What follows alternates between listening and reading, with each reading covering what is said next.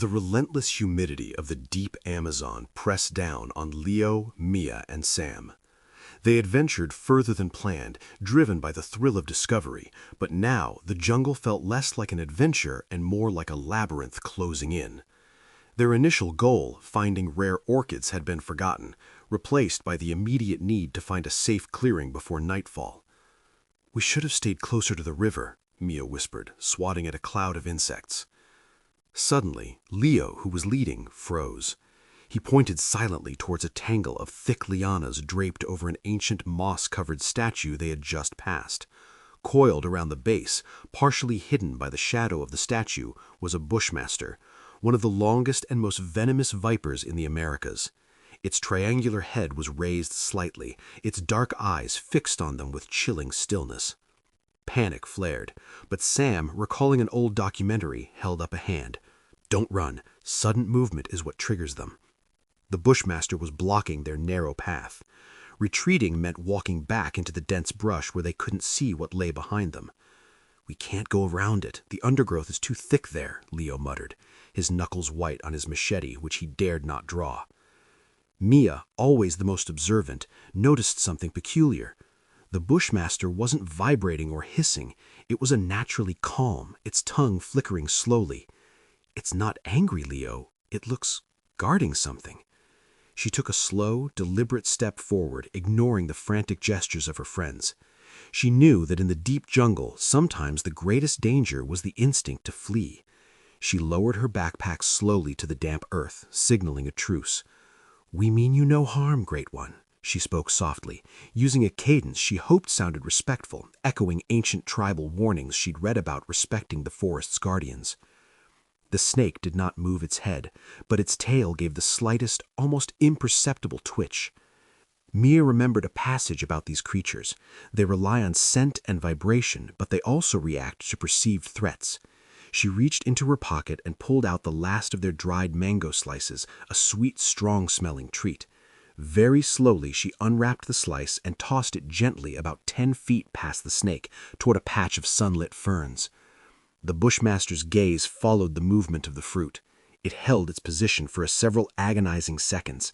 Then, with a surprising burst of speed that belied its size, it uncoiled, slid forward, tasted the air around the mango, and then began to slowly, deliberately consume the treat. It was a calculated risk, offering a bribe rather than showing weakness. As the great snake focused on its unusual meal, Sam used the opportunity. "Now, quietly." They crept past the statue, moving 1 foot at a time, their eyes locked on the magnificent, deadly creature. As they moved into the shadow of a large kapok tree, Mia looked back. The bushmaster had finished the mango. It looked directly at her, and this time there was no threat in its posture, only recognition. "It let us pass," Leo breathed, relief washing over him. "How did you do that?"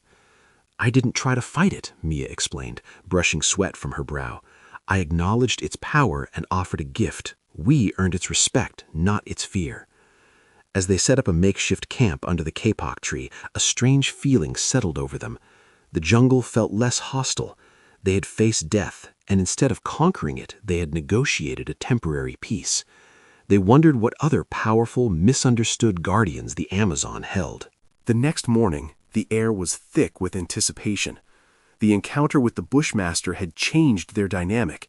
They moved with more caution and a strange reverence for the jungle's inhabitants. They managed to navigate toward a higher ridge, hoping for a clearer view of the river system. As they climbed, the vibrant green canopy began to thin slightly, revealing a small, sun-dappled clearing that seemed too perfect, too quiet. It was the kind of place that made seasoned explorers nervous. Suddenly, a low, guttural sound vibrated through the ground, closer than the snake had been. It wasn't a hiss, it was a deep, rumbling cough that signaled immense power. "Get behind the roots, now!" Sam yelled, pulling Mia towards the massive buttress roots of a giant tree. A moment later, a jaguar padded silently into the clearing. It was magnificent, its coat a tapestry of black rosettes against deep gold, muscles rippling with every step. This was no territorial warning. The massive cat was clearly hunting, and they were the only visible prey. It moved with an unhurried confidence that spoke of absolute dominance. Leo, seeing the massive feline preparing to crouch for a spring, knew they couldn't run. They were exposed. He remembered the calm Mia used with the viper. "Mia, Sam, hold still. Don't look it in the eyes. Look past it. Show we aren't a threat," Leo instructed, his voice tight but steady. The jaguar lowered its head, its gaze piercing. It took one stalking step closer. Instead of backing away further, Leo did the unexpected. He slowly kneeled down, keeping his body low and wide, and began to hum a low, resonant note, a deep ohm sound he'd read could mimic the soothing vibrations of a mother cat's purr, though on a much deeper scale. The jaguar paused. Its ears twitched, trying to decipher this strange new sound in its territory. It took another hesitant step, its massive paws barely disturbing the leaf litter. Mia, taking inspiration, slowly reached for her water canteen. She poured a small stream of water onto a flat, dark rock near her feet, creating a small, reflective pool. Then she dipped her finger in the water and slowly drew a simple, sweeping arc in the mud next to the reflection.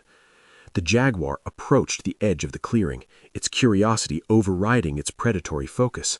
It was confused by the non-threatening behavior. It saw no direct challenge, only strange, slow-moving creatures making peculiar noises and patterns. Leo continued his low hum, holding the note steady. The great cat stopped about 15 feet away, settling onto its haunches instead of pouncing. It observed the arc Mia had drawn, then glanced at the reflection in the water. Sam, seeing the tension ease slightly, decided to try a gamble. He reached into his pack and pulled out a length of tough braided rope they used for climbing. He unwound it carefully and with a flick of his wrist tossed the end of the rope a short distance away from the cat, letting it settle loosely on the ground, an offering, an invitation to play, or perhaps an acceptance of captivity without force. The jaguar blinked slowly, a sign of trust in the feline world. It approached the rope, sniffed it cautiously, and then with a swift, playful movement batted at it with a massive clawed paw. The threat had evaporated, replaced by curiosity. The mighty hunter was now engaging with a toy. Leo stopped humming. The clearing was silent save for the distant calls of birds. The jaguar, having conquered the rope, looked back at the three friends, let out a soft chuff, a sound of contentment, and then turned, melting back into the shadows as silently as it had arrived. "We didn't just survive that," Sam said, wiping sweat from his eyes. "We made a friend, a very large, very sharp friend." They looked at each other, exhilarated and humbled. The jungle was not about conquering nature. It was about learning its complex language of respect. They knew the next challenge awaited, but now they felt they had an advocate lurking somewhere in the shadows. The successful encounter with the jaguar left Leo, Mia, and Sam with a renewed, almost sacred sense of calm when moving through the forest. They realized that true survival wasn't about weapons, it was about understanding temperament. Following a dry riverbed, they entered an area dominated by towering Brazil nut trees. The canopy here was much higher, allowing slivers of harsh sunlight to pierce through. As they looked up, a shadow passed over them, so vast it momentarily plunged the ground into twilight. They looked up and saw them, a pair of harpy eagles. These were not mere birds, they were apex avian predators, larger than some small dogs, with talons capable of snapping bone. They perched high on the strongest branches, their piercing yellow eyes scanning the forest floor. They were not hunting the humans, but rather their territorial displays were intimidating, and their presence suggested that anything that moved beneath them was potential prey. "Harpy eagles," Leo breathed, recognizing the sheer power radiating from the birds. "They see us as slow-moving mammals. We need to show them we are not prey." The eagles began a slow, synchronized descent, not swooping directly, but gliding down to lower branches, effectively corralling the group into a smaller patch of ground between two massive tree trunks.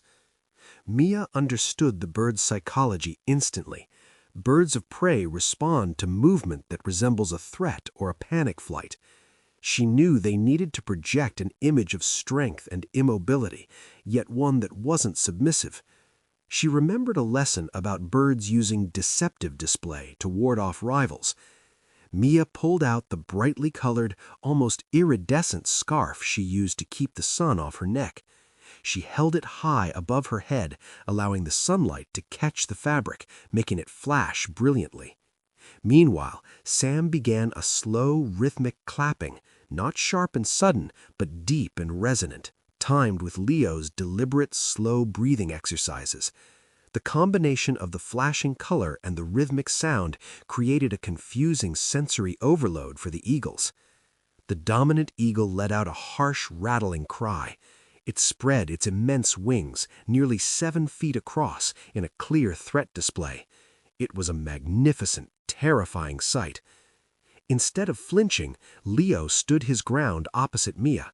He focused on the eagle's eyes and began to slowly, mechanically mimic the bird's head movements, a slow tilt, a slow scan.